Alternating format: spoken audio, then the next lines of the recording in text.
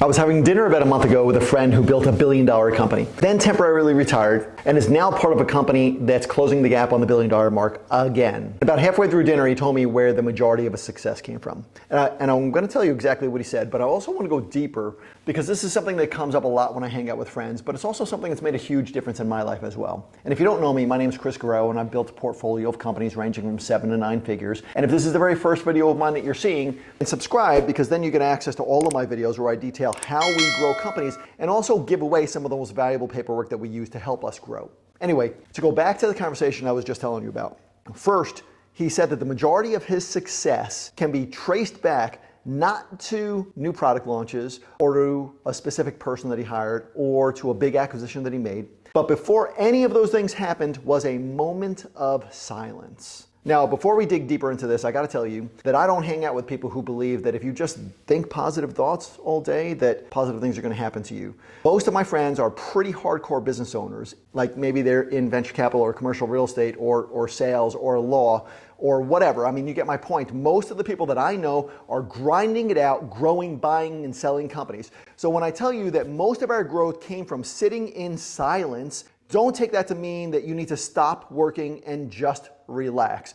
But most people forget how important silence is to our success, because it's in the moments of silence that we process challenges. It's in the moments of silence where we get creative, and it's in the moments of silence that we feel peace, so we know what opportunities to take advantage of and which ones to just pass by. In fact, one of the things that I talk about with the leaders inside of each one of my companies is that one of the easiest ways to look like a leader and one of the easiest ways to be seen as the smartest person in the room is to remain silent most of the time. And obviously, I don't mean that they should never frickin' talk, right?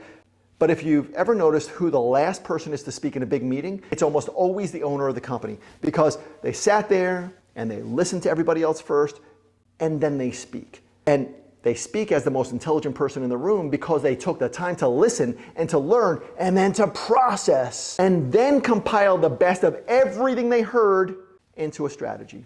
I remember this is probably about 11 years ago when we decided to start the advisory program that we have. And we've got a handful of companies in that, and initially the only companies that I wanted to work with were 9 and 10 figure companies. And many of them wanted me to be part of their board of directors, right? So I would sit there in those board meetings and I'd watch how they solved problems and how they communicated and when each person on the team would talk. And almost across the board in each of those highly successful companies, the owner or the CEO or whoever was running the board would start conversations, and then they'd sit back and they'd allow everybody else to brainstorm. They would step in just to move the conversation in the right direction, but after everyone had shared their viewpoints or their thoughts or their solutions, then that person, whether it was the owner or the CEO or whoever, then that person would speak. They were the last to speak because the great majority of what they did in those meetings was sit in silence and listen. So in your life, just imagine the next time that you're meeting with vendors or contractors or employees, you ask them questions and then you let them share everything they know and all of their input and their solutions to your challenges. And after they've shared everything with you, then you speak. If you do that, I promise that what comes out of your mouth will be far more intelligent, far more well thought, and because you're taking everybody else's input into account, you'll naturally be seen as a leader. But this isn't just about meetings, right? It's not just about being seen as a leader. Those are just ways that you could leverage what I'm talking about in real life. What I'm talking about is giving your brain the ability, giving your brain the gift to sit in silence and process what's going on in your life. And when you do that, you gain an advantage over everybody else, because most people are seeking an escape more often than they're seeking success. An example of someone seeking an escape, this is going to sound horrible and I apologize, but it's the person who needs music on in the background when they're alone in the house, or who needs podcasts or talk shows in the car when they're driving. And don't get me wrong, there's definitely value to both of those things, because used properly, music could put you into the right state of mind to have a great day.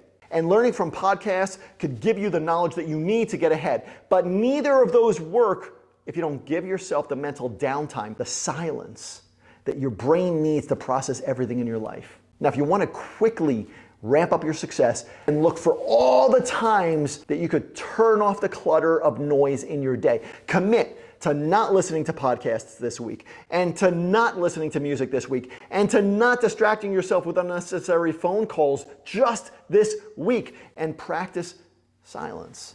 and let your brain process everything that's been going on. And what you're going to find is that your stress level is going to go down and your ability to focus is going to go up. And the decisions you make are going to be far better, which means the results you get will be greater. Because most people have everything that they need to scale in business significantly faster than they are right now. But they're literally weighing down their progress by overloading their brain and not giving it the processing time that it needs. Give your brain a break from all the clutter and watch how much less brain fog you have and how much faster you can process things.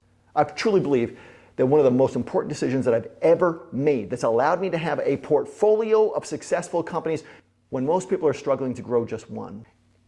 The most important thing that I've learned is to grind as hard as I can in the smartest way possible, which normally means getting mentors and learning from them so that I could shortcut my success curve, and then strategically shutting off from business and giving my brain the downtime that it needs to process things and to make better, faster decisions. And I hope that you take at least a small amount of time to do this, because this is the underlying reason that so many successful people scale in both business and in life. And if you got any value from what I said today, subscribe, because in addition to all the tactics that we discuss for building and buying and selling companies, I'm also committed to giving you a peek inside of my life and what goes on behind the scenes that allows me to do all this, and at the same time keep my health and my motivation and my sanity.